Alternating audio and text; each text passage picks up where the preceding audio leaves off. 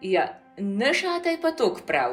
Jaz sem pa tako slišal. Jaz sem pa od starega ata zvedel. Ne, tako je bilo. Jaz tako vem. Kolikor jaz vem, je bilo tako. Meni so pa tako povedali. Ja, tako je bilo, ja.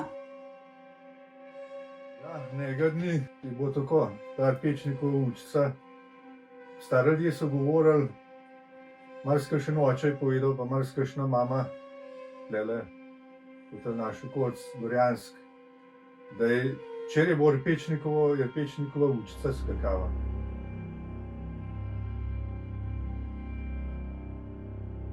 Govorili so, da je bil ta stari Pečnik slab gospodar in da je zelo rad popival. Kot je kmet Jan kupil od soseda zemljo. Zdaj, včasih bo to poti leta, z eno tako lučjo. Včasih pa učica kar tako skakava, vso včeraj bo Pečnikovo. Takrat je bila na Blejskem gradu sodnija za prepis zemljišč. In sta šla oba kmeta gor, da bi tam zrihtova svoje reči, pa sta naredila pogodbo za 600 goldinarjev in 8 dni za premislek. Pa mu je zmanjkalo denarja, ga je izterjal pri svojih upankah. Tako je romal kos za kosom od hiše, dokler ta stari Peček ni umrl.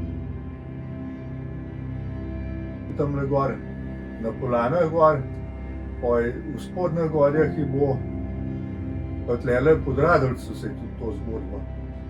Tako da je bilo prav nekdo, kadar je ta učica prišla, verjamem, da ni bilo fajn. Drugače pa tlele Ivana Mulejeva, Uretova, ki je pripovedovala, kako je bilo, ko sta se Uretov pa Šercev ženiva pred Pečnik, no, v svet sta hodila če ven. A ne, pol pa sta pa večkrat šla če ven, pa se je naredilo, da pa enkrat pa prideta, je pa glih kaj do Duriša prideta.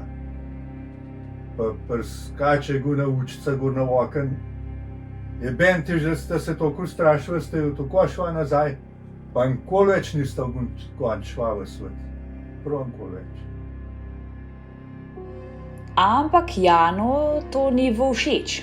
V 8 dneh bunta drupuhka zemljo podražil ali pa je sploh ne bi prodal. Zato je šel nazaj na grad, njim dal pol teleta, oni pa so mu obljubili, da ta pogodba začne veljati še istega dne.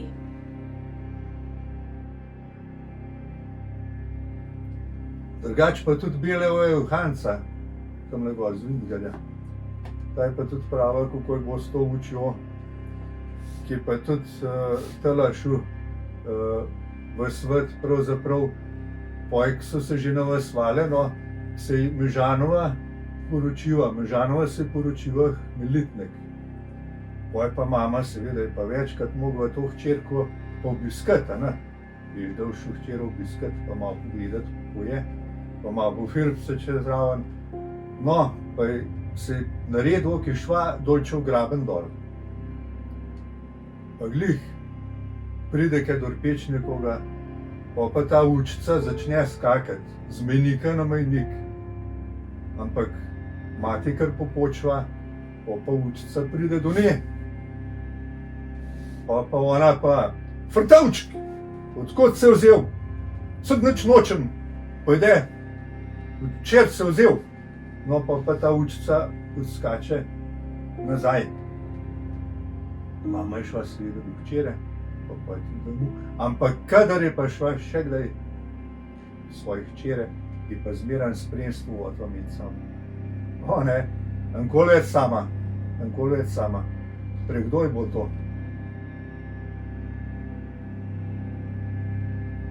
Po njegovi smrti je bil še sin dolg časa zadolžen in je še tistih nekaj gval živine mogel od hiše. Ko so prodajali ta zadnjo kravo, sta šla kupca v hlev, da so gledata žival. Pokojenkova žena je odšla za njima, da bi se pogodiva za prodajo. Ko pa jo vstopiva, jo vsa prebledeva in se prepadena zagledava v steno. Ko se je opomogla od presenečena, je kupcema povedala, da je videla pokojnega moža, ki je zamišljen gledal kupce, nato pa vstal, vzel svetilko in učil skozi vrata. Ja, to kje bo s to učilo. Oso pa to učica tudi, kar sem slišal, take te stare može govoriti, da so jo zagovorile, to se pravi, da so jo vročile tam nekaj v pljuško sotesko noter. Ali pa, da je co rekel, ko so bili te Ravpšic, pa te jagre, ki so imeli puše, da so jo pa enkrat ubili, da so jo stokali to učico. Poj bil pa pred to učico gmah. Kmalu po je Jan zbolel, pa umrl, pa po smrt je pa na njegovem posestvu začel strašiti. Polovica teleta z vučko, so ji poj začeli prav Trepečnikova vuč.